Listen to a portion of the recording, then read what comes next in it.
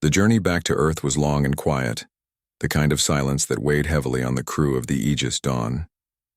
The ship drifted through the vast emptiness of space, its engines humming softly as it carried its passengers closer to home. Captain Ryan Mitchell spent much of his time in the observation lounge, staring out at the endless expanse of stars. His mind was a whirlwind of thoughts, about Task Force Omega, about Admiral Hayes, and about the future of humanity. He couldn't shake the feeling that they were walking a fine line between salvation and disaster. Lieutenant Emily Carter joined him one evening, her tablet tucked under her arm. She hesitated for a moment before speaking, unsure if she was interrupting his thoughts. "Sir," she began cautiously, "I've been running simulations based on the data we collected from Task Force Omega's ships." Ryan turned to look at her, his expression softening slightly. "And?" Emily sat down across from him, placing the tablet on the table between them. "Their energy systems are incredible. I mean truly incredible. They're using quantum reactors that generate power on a scale we can't even begin to replicate yet. But there's something else. I think their cloaking technology might be tied directly into their reactor cores." Ryan raised an eyebrow. "What do you mean?" "Well," Emily explained, tapping the screen to bring up a diagram. "Their ships don't just disappear visually. They vanish completely from sensors. It's like they're bending space around themselves. That kind of manipulation requires an insane amount of energy, which is why their reactors are so advanced. But it also means they can't stay cloaked indefinitely. They have to cycle off, periodically, to avoid overloading their systems." Ryan leaned back in his chair, processing the information. "So they're not invincible?" "No," Emily agreed. "They're powerful, but they have limits. If we ever had to face them, or if the Voron figured out how to counter their tech, it could level the playing field." Commander Laura Bennett entered the room just then, carrying a steaming cup of coffee.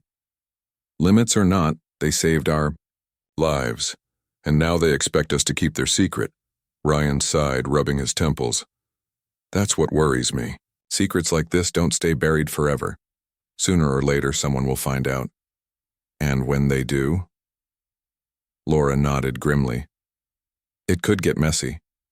People won't take kindly to knowing there's a hidden fleet out there pulling strings, without oversight." Emily frowned, her voice dropping to a whisper. "Do you think Admiral Hayes answers to anyone? Or does he operate independently?" Ryan shook his head. "I don't know, but if he's working under orders from Earth's government, those orders came from the highest levels. Someone decided humanity needed a shadow fleet, and they didn't trust the rest of us with the truth." The conversation lingered in the air, heavy with implications. None of them liked the idea of being kept in the dark, but they also understood the reasoning behind it. Humanity was fragile, still recovering from centuries of division and conflict.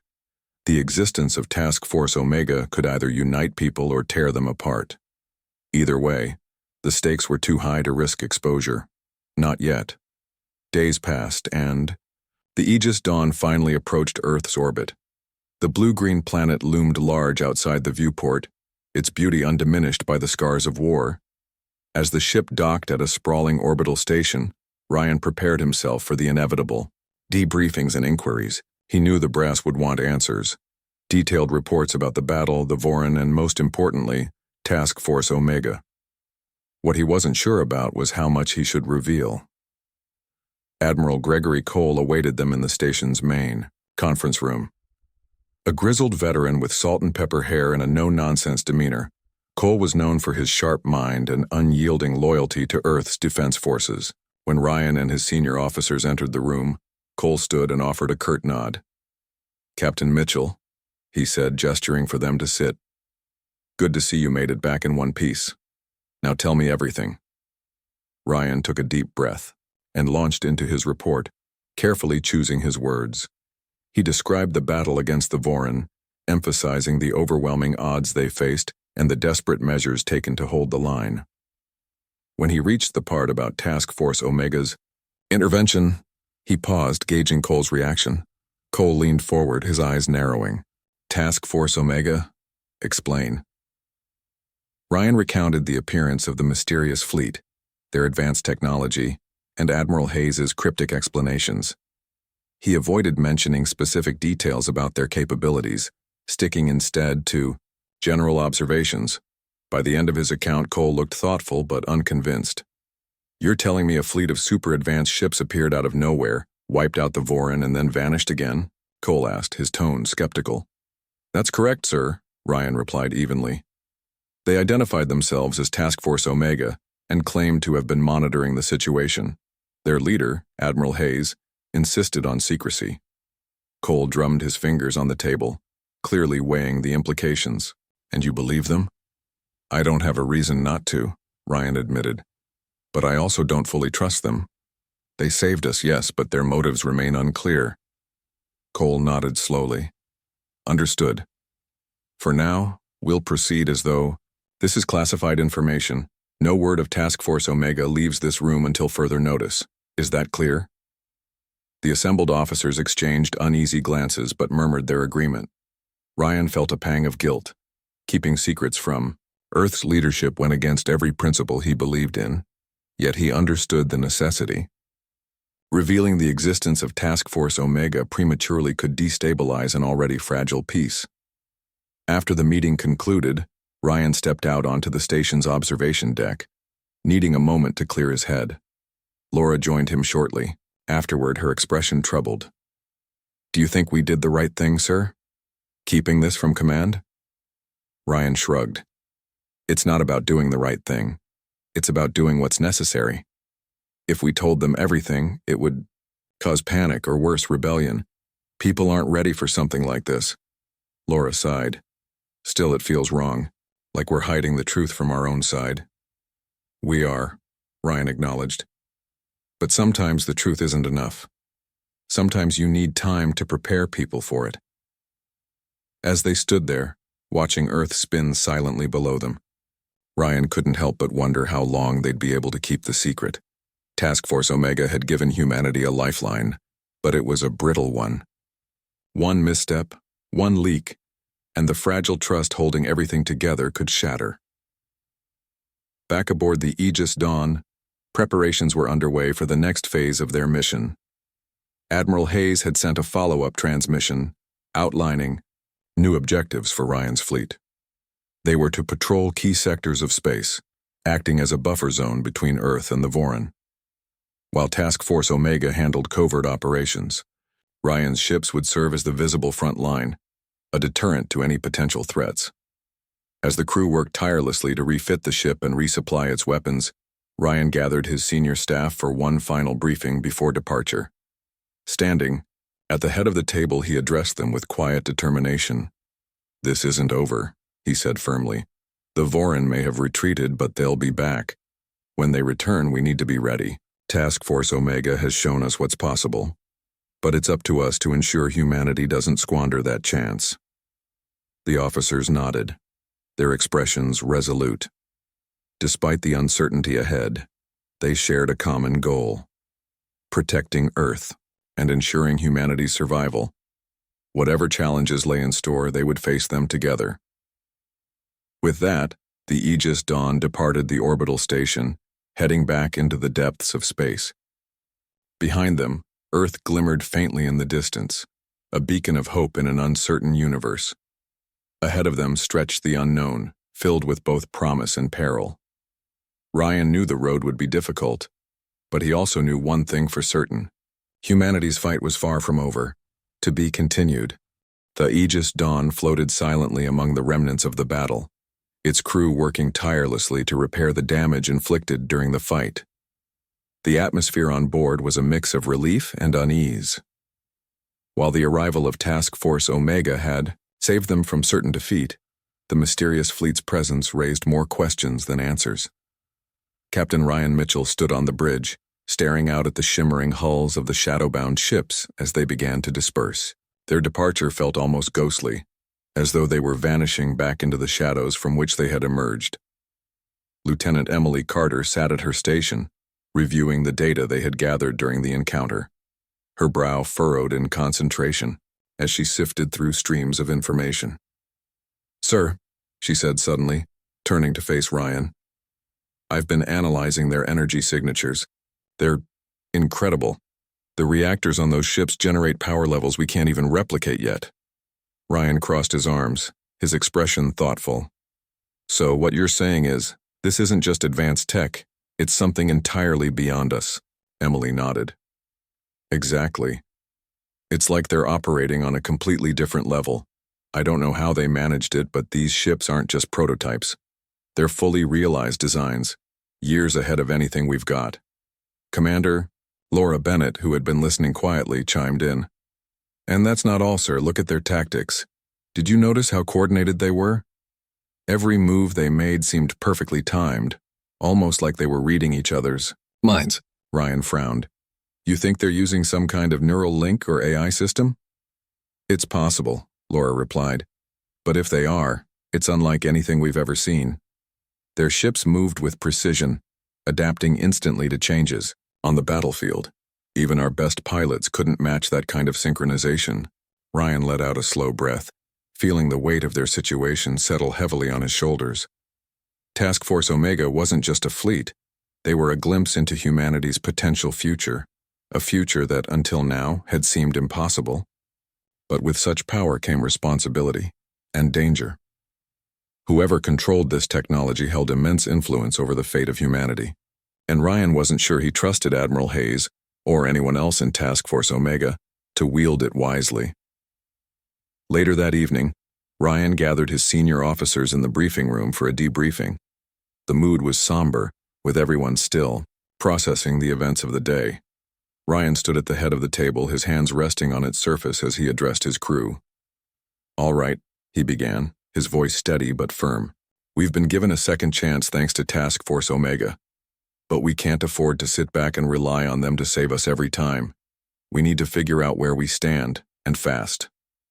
Lieutenant Emily Carter leaned forward, her eyes bright, with determination. "Sir, if I may, I think we should focus on understanding their technology. If we could reverse engineer even a fraction of what they've developed, it could give us an edge against the Vorin." Laura shook her head. "That's easier said than done. Admiral Hayes made it clear they're keeping this under wraps. They're not going to share their secrets with us anytime soon." Ryan nodded.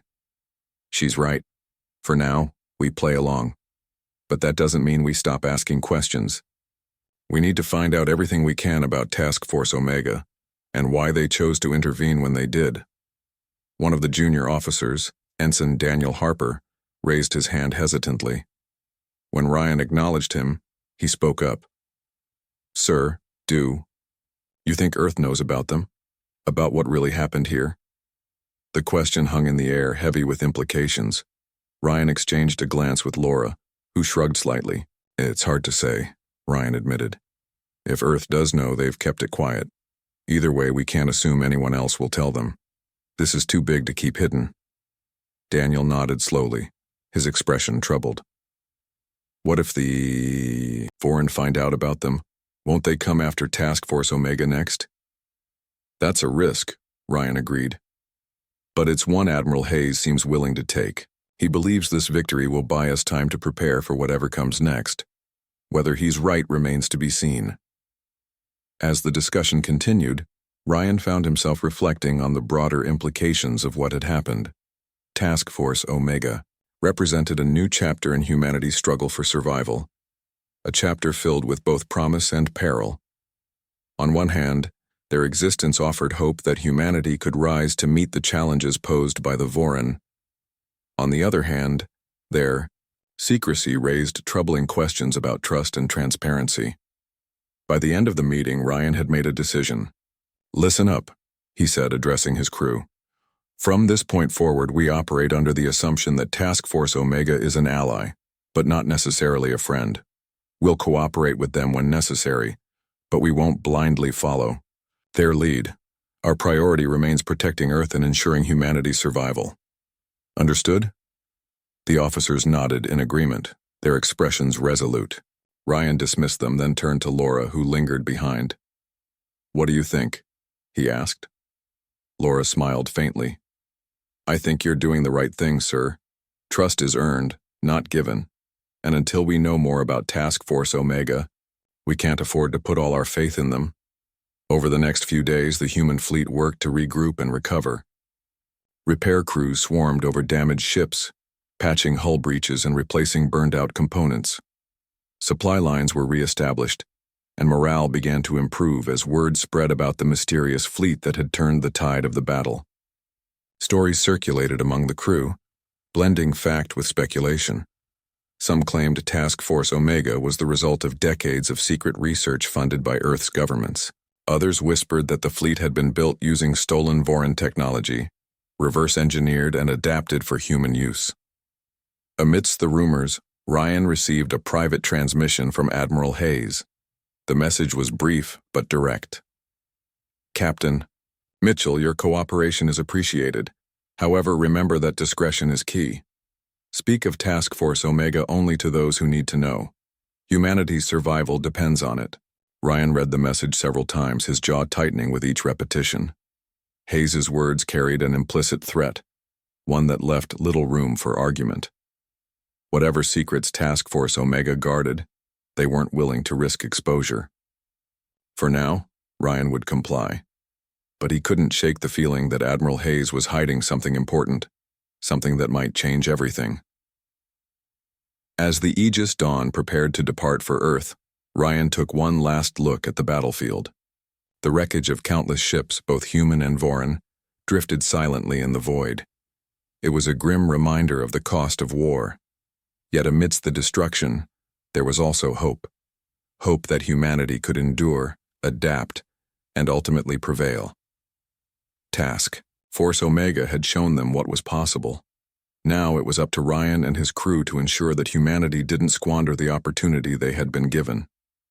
The road ahead would be long and uncertain, but Ryan was determined to see it through.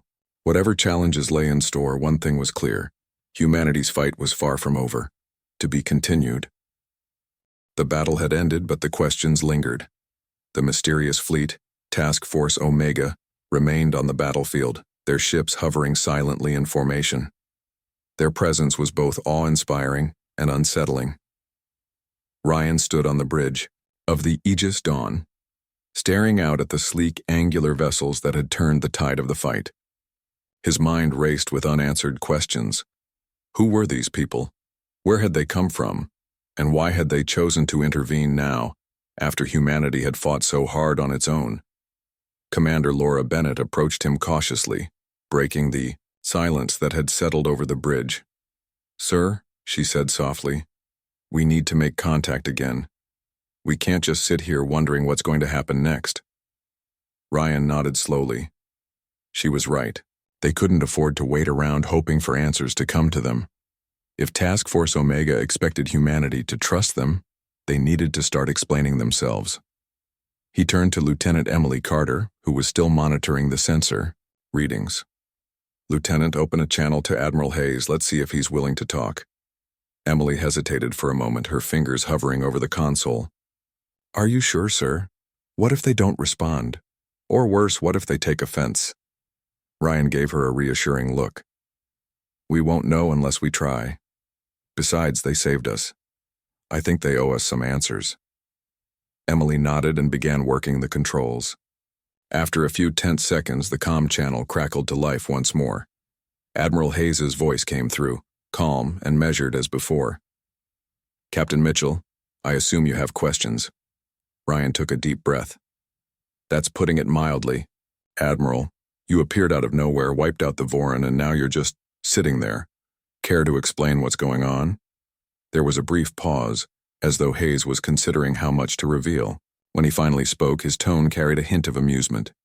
"Very well, Captain. Dock your ship with the Eclipse Vanguard. We'll discuss this face to face."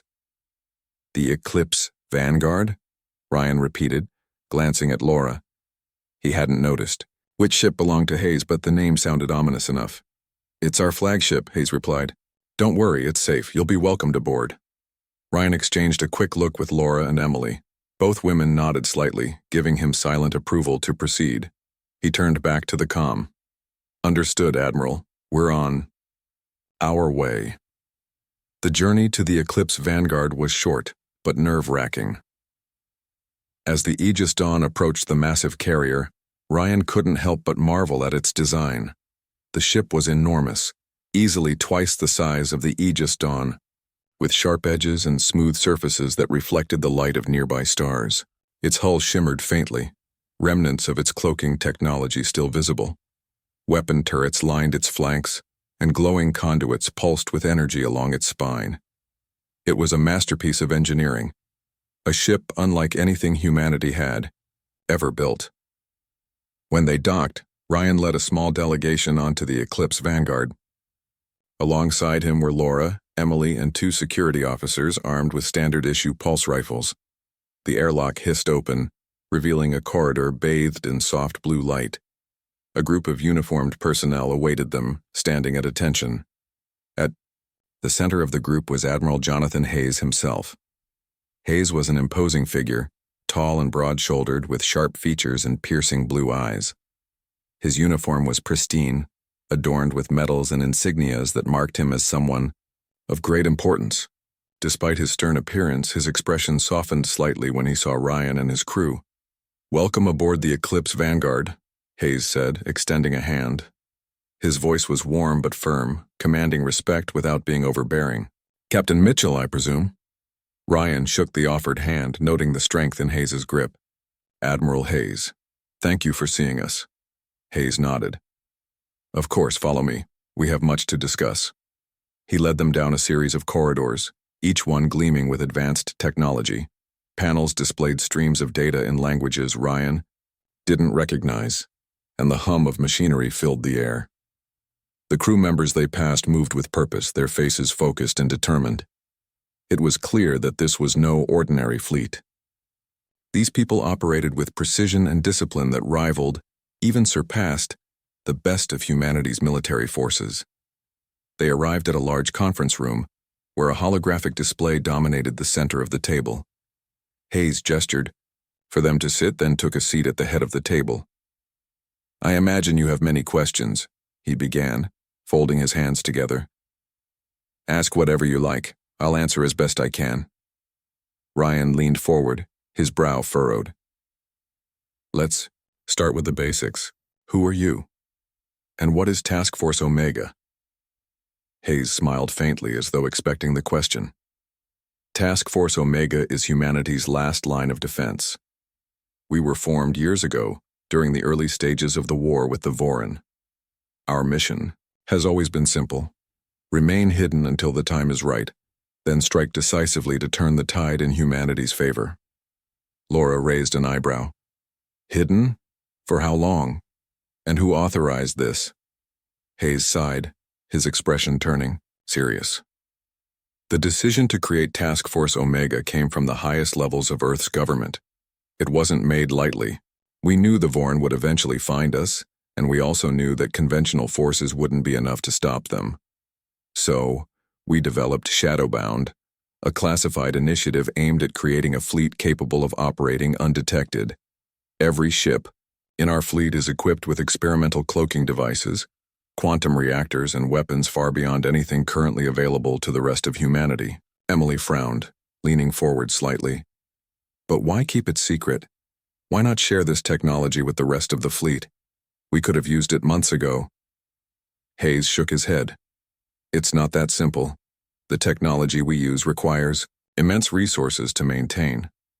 Each ship consumes energy at an unprecedented rate, which means we can only operate for short periods before needing extensive downtime. Additionally, deploying such advanced systems prematurely could have tipped off the Vorin to our capabilities. They might have adapted, or worse, retaliated with even greater force. We had to wait for the perfect moment to act." Ryan rubbed his temples, trying to process everything Hayes was saying. It made sense, in a cold, calculated way. But it still left him uneasy. "So, you let us fight alone, you let us lose ships, lose lives, all while you stayed hidden." Hayes met his gaze squarely, his voice steady. "I understand your frustration, Captain, believe me, I do. But think about it this way. If we had revealed ourselves too soon, the Vorin might have regrouped or called for reinforcements. By waiting until they committed significant resources to this battle, we ensured that our victory would be decisive. This isn't just about winning a single engagement. It's about securing humanity's future. The room fell silent as Ryan and his crew absorbed Hayes' words. Finally, Laura spoke up. What happens now? Are we supposed to go back to Earth and pretend none of this happened? Hayes shook his head. No. Your role is crucial moving forward. The Voron may have retreated, but they won't stay away forever. When they return, and they will, you'll need to be ready. Task Force Omega will continue to operate in the shadows, striking where and when it matters most. But we can't do this alone. We'll need your cooperation and your discretion. Ryan nodded slowly. He still had doubts, but he understood the logic behind Hayes' plan. Humanity couldn't afford to squander the advantage they'd gained today. All right, Admiral, we'll play along, for now. But if you expect us to trust you, you'll need to earn it. Hayes smiled faintly. Fair enough, Captain. Trust takes time. Let's hope we have enough of it. As the meeting concluded, Ryan and his crew prepared to return to the Aegis Dawn. Stepping back into the corridor, Ryan glanced back at Hayes, who watched them leave with a thoughtful expression. Whatever secrets Task Force Omega held, they were far from fully revealed. And as the Aegis Dawn detached from the Eclipse vanguard and drifted back toward the rest of the human fleet, Ryan couldn't shake the feeling that humanity's fight was far from over, to be continued. As the mysterious contacts multiplied on the scanner, Ryan's mind raced. The signals were growing stronger, clearer, and closer with each passing second. Whatever, or whoever, they belonged to, they were approaching fast. The tension on the bridge of the Aegis Dawn was palpable. Every crew member stopped what they were doing for a moment, their eyes glued to the screens displaying the incoming data. Sir, Lieutenant Emily Carter said, her voice trembling slightly. The signatures. They're not Voron. They match human design patterns, but she trailed off, unsure how to finish her sentence. But what? Ryan asked sharply, his gaze fixed on the display. He could feel the weight of the moment pressing down on him. If these new arrivals turned out to be hostile, or worse if they were some kind of trap, his fleet would be doomed. Emily hesitated before answering. They're different, bigger, faster, and their energy readings are unlike anything I've seen before. It's like they're cloaked, but not completely. They're flickering in and out of detection. Ryan clenched his jaw. Cloaking technology wasn't unheard of, but it was rare and difficult to maintain for extended periods. Most ships that used cloaking devices couldn't fire weapons without revealing themselves. Whoever these newcomers were, they clearly had access to technology far beyond what the standard human fleet possessed. Commander Laura Bennett stepped closer to Ryan, her expression a mix of curiosity and caution. Could this be Project Shadowbound? She whispered, low enough that only Ryan could hear. Ryan shot her a sharp look. Shadowbound? That's just a rumor, a story told to keep morale up. No one's ever seen proof it even exists. Laura shrugged. Maybe. Or maybe those rumors exist because someone wanted us to believe they didn't. Before Ryan could respond, the comm channel crackled to life again. This time, the voice that came through was calm, confident, and unmistakably human. Attention, Captain Mitchell of the Aegis Dawn. This is Admiral Jonathan Hayes of Task Force Omega. Stand down your forces, we'll handle the rest. The bridge fell silent. Ryan stared at the speaker embedded in the ceiling as if waiting for more words to follow. Task Force Omega? The name meant nothing to him. He glanced at Laura, who looked equally confused, then back at Emily, whose fingers hovered uncertainly over her console. Admiral Hayes? Ryan finally responded, his tone measured but tinged with skepticism. With all due respect, sir, who are you, and where have you been until now? There was a brief pause before the Admiral replied. His voice carried an air of authority that demanded respect, even over the impersonal medium of radio waves. Captain, I understand your confusion, but now isn't the time for explanations. Suffice it to say, we've been monitoring the situation closely. You've done well to hold the line this long.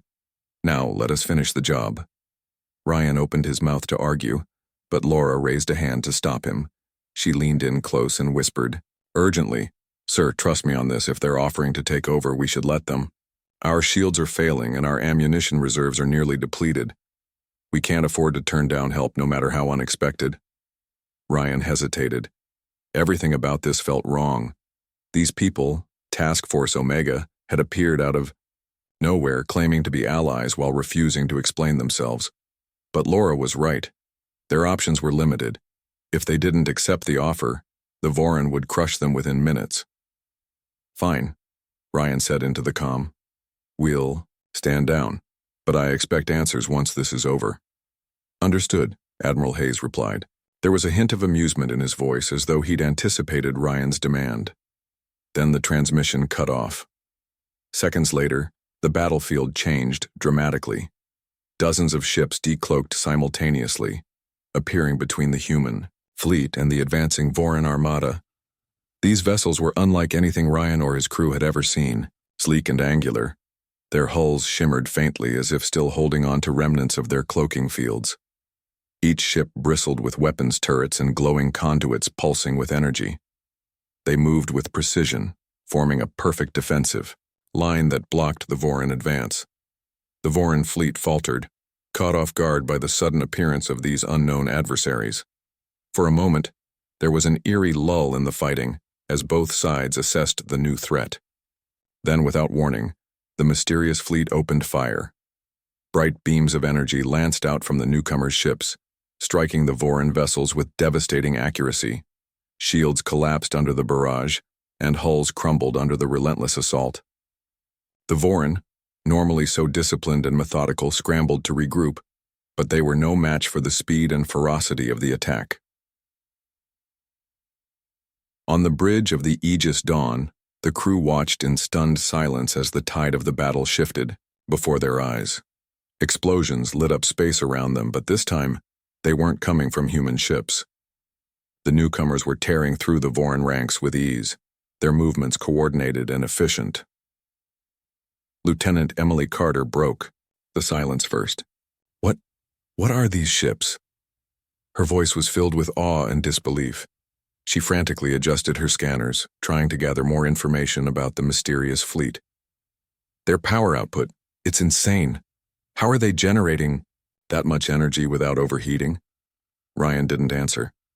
He was too busy watching the carnage unfold. One of the Voran dreadnoughts, a massive, hulking behemoth that had dominated the battlefield moments ago, was reduced to rubble by a single salvo from one of the newcomers' cruisers. The sheer scale of the destruction left him speechless. "Commander." Laura Bennett shook her head in amazement. "This changes everything," she murmured. "If we had tech like this earlier." Ryan nodded slowly.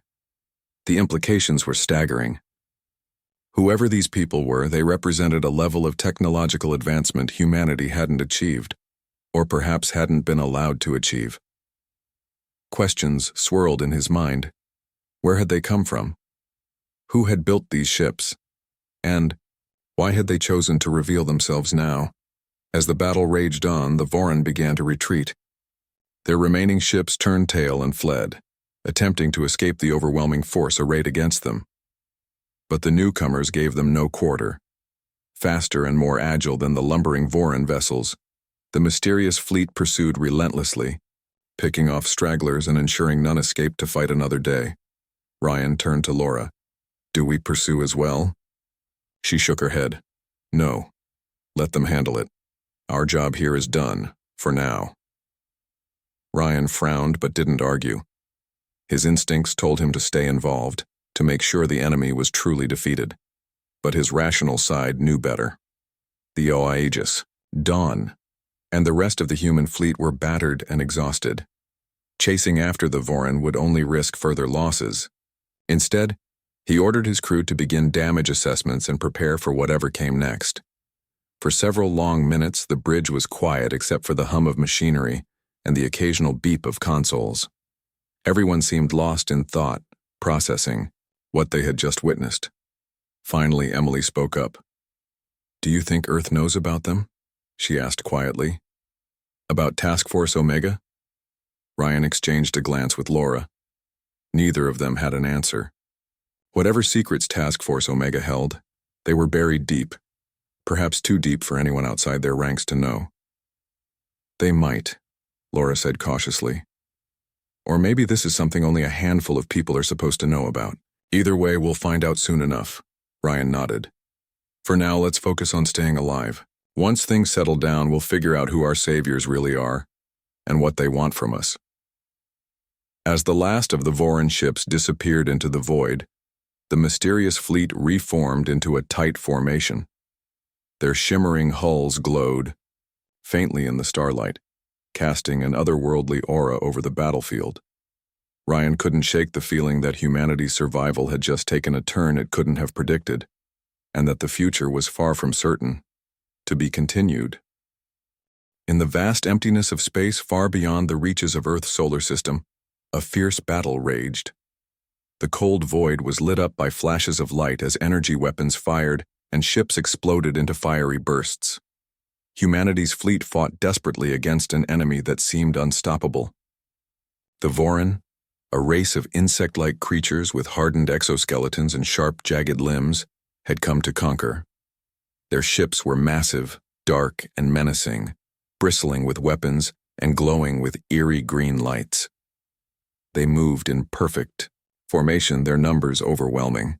Captain Ryan Mitchell stood on the bridge of his flagship, the Aegis Dawn. His face was tense, his jaw clenched tightly as he watched the chaos unfold outside the viewport. Explosions filled the blackness of space, sending shockwaves through the debris field. Each blast brought both hope and despair.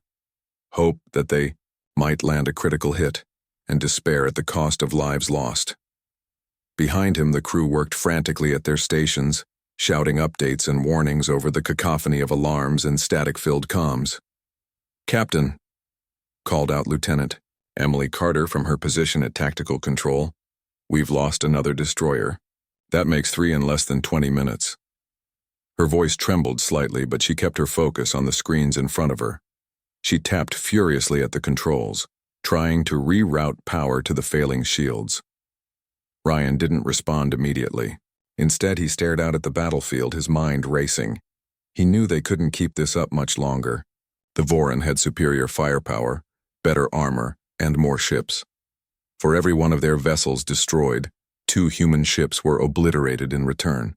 It was only a matter of time before the line broke, and when it did, there would be nothing left to stop the invaders from reaching Earth.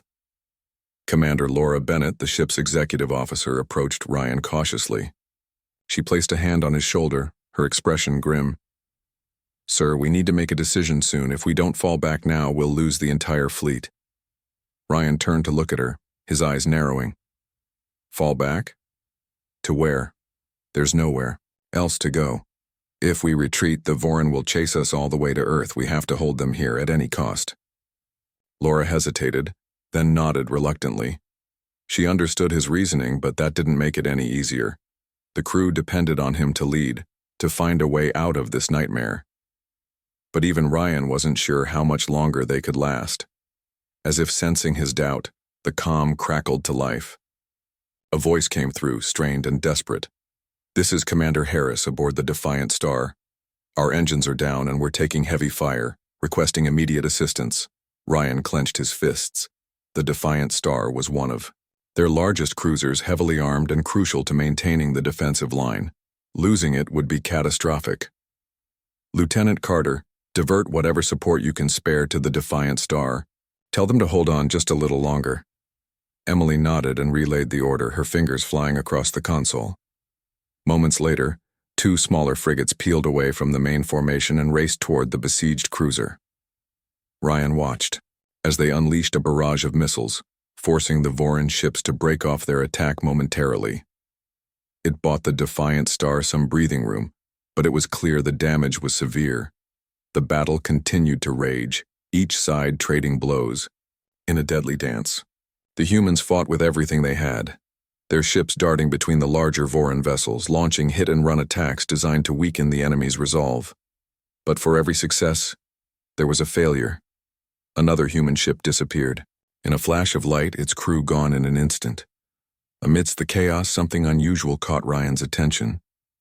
On the long-range scanner display, a faint blip appeared briefly before vanishing again. At first, he thought it might be interference or a glitch in the system.